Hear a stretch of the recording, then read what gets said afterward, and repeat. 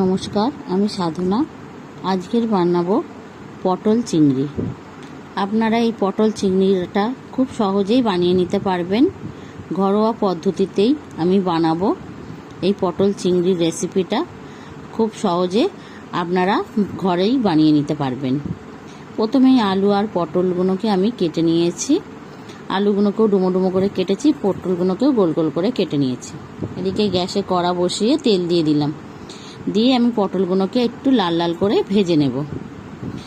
পটলগুলোকে প্রথমে একটু নেড়ে চেড়ে নিয়ে দিয়ে দেবো সামান্য লবণ আর দিয়ে দেবো অল্প করে একটু হলুদ গুঁড়ো। দিয়ে ভালো করে নেড়ে চেড়ে লাল লাল করে আমি ভেজে নেব। পটলগুলোকে আমি ভালো করে নেড়ে চেড়ে লাল লাল করে ভেজে নিয়েছি। এবার পটলগুলোকে আমি তুলে নেব। পটলগুলো ভাজার পরে দিয়ে দেবো আলুগুলোকেও আমি লাল লাল করে ভেজে তুলে নেব। আলুগুলোকেও আমি এমন ভাজবো যেন আলুগুলোও হাফ গলেই যায়, কষানোর সময় আরও গলে যাবে। আলুগুলোকেও তুলে নিয়েছি। এবার দিয়ে দেবো ওই তেলের মধ্যেই দুটো তেজপাতা আর একটু গোটা জিরে ফোড়নটা একটু নাড়াচাড়া করে দিয়ে দেবো পেঁয়াজ কুচি।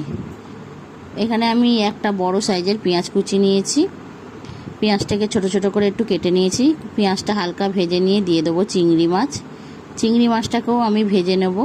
চিংড়ি মাছটাকে একটু হালকা করেই ভাজবো। চিংড়ি মাছ বেশি ভাজলে চিংড়ি মাছগুলো শক্ত হয়ে যায়। এবার দিয়ে দেবো আদা রসুন আর টমেটোর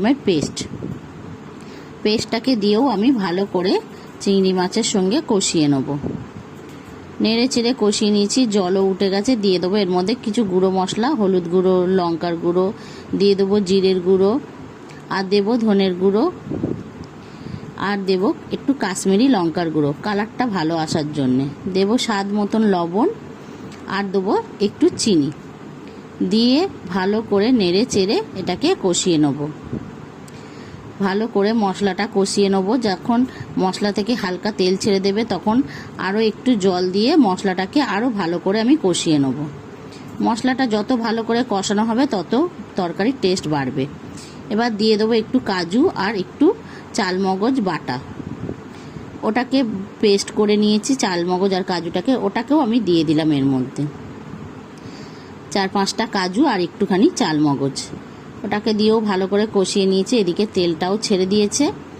এবার দিয়ে দেবো ভেজে রাখা পটল আর আলু।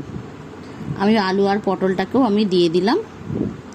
দিয়ে এবার এটাকে মশলার সঙ্গে ভালো করে কষিয়ে নেব। ভালো করে নেড়ে চেড়ে মশলার সঙ্গে কষিয়ে নিতে হবে। কষাতে কষাতে যখন তেল ছেড়ে দেবে তখন এর মধ্যে দিয়ে দিতে হবে জল। আমি জলটা হালকা একটু গরম জলই দেব। গরম জলটা হালকা করে দিয়ে দিলাম। দিয়ে এবার নেড়ে চেড়ে নিয়ে একটু চাপা দিয়ে আমি ফুটিয়ে নেব। আমি 2-3 মিনিটের জন্য চাপা দিয়ে ফুটিয়ে নেব। এদিকে পটল আলু সবই গলে গেছে। একটু নেড়ে চেড়ে নেব।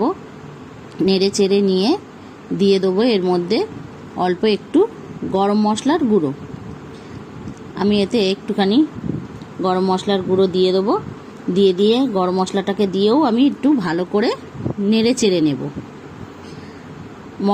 গরম মশলাটাকে ভালো করে মিশিয়ে নিলেই আমার রেডি হয়ে যাবে পটল চিংড়ির রেসিপি।